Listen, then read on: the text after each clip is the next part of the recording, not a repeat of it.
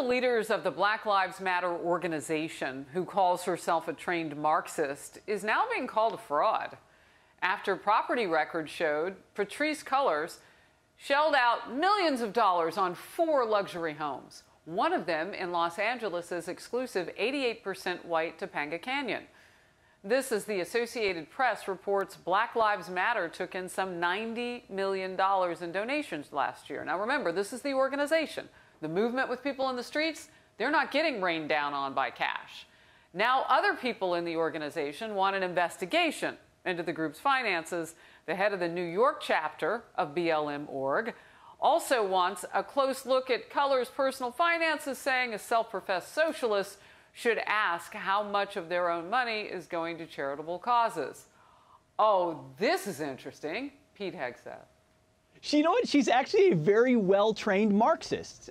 It's because she's a member of the bourgeoisie. She controls the means of production. It's the proletariat, the masses that get to enjoy the fruits of Marxism. Like all those local chapters of Black Lives Matter that are having to do GoFundMe pages because they've never seen any of the money from the central machine, which is raised up to $90 million and growing. So this doesn't surprise me at all. She got the ability to have access to cash and wealth through a movement which has metamorphosized ever since. And she's being called out for it. And hopefully there is an investigation. We don't know where she got the money and how she earned it. And maybe she's turned into a capitalist. But those Marxists have a way of enriching themselves when they're at the top.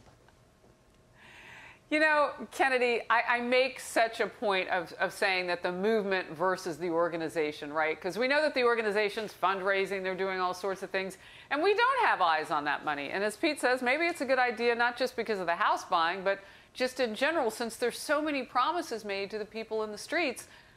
But they're, you know, it's not like they're members. They're just in the streets because they want social justice. So what do you think they need to know about this situation?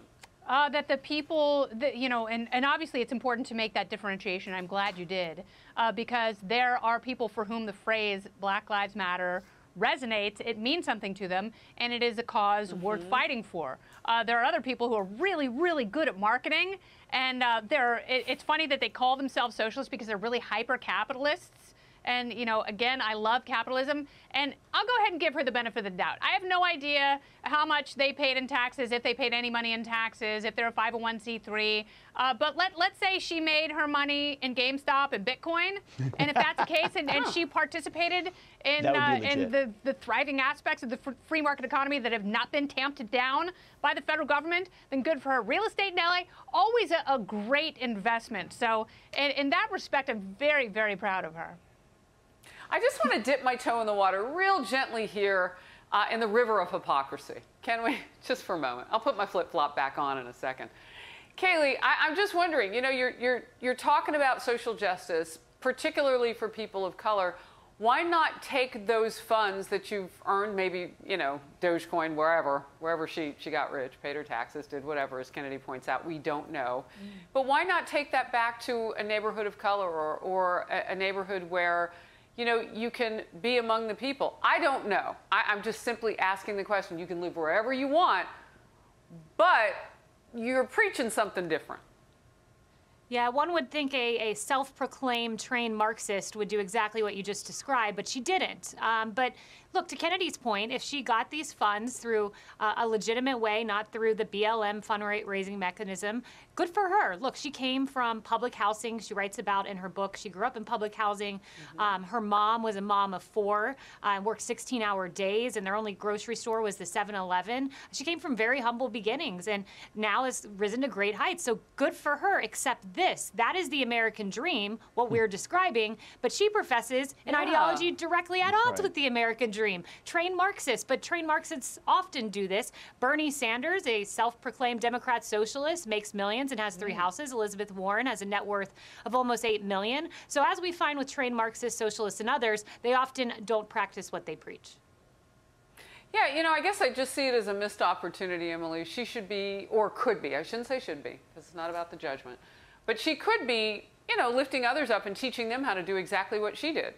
Pulling them out of poverty so that when things happen, they don't have to loot and break things. They actually have a future that they can participate in and lift themselves up, and then challenge a justice system to treat them better.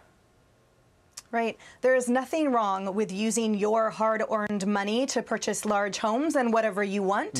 What is difficult to stomach is either A, if that money was obtained fraudulently, and or B, if, as you pointed out, you are not in line with what you profess to, what your ideology is. If her whole purpose is amplifying those of color, if her whole purpose is lifting up those communities, then what does this say? And I'd like to make 2 quick points. Number one, those investigations that are being called for by other Black Lives Matter leaders, if something is uncovered there in the way of fraud or corruption or any type of money mismanagement, I bet that you will hear nothing about it by the mainstream media, or it will be pinned on one scapegoat. And secondly, that for those who really care about that movement and who want to donate money to it, then I suggest they find local, transparent organizations that they know their dollars are actually going toward achieving equality and equity there, because I don't think this organization is it.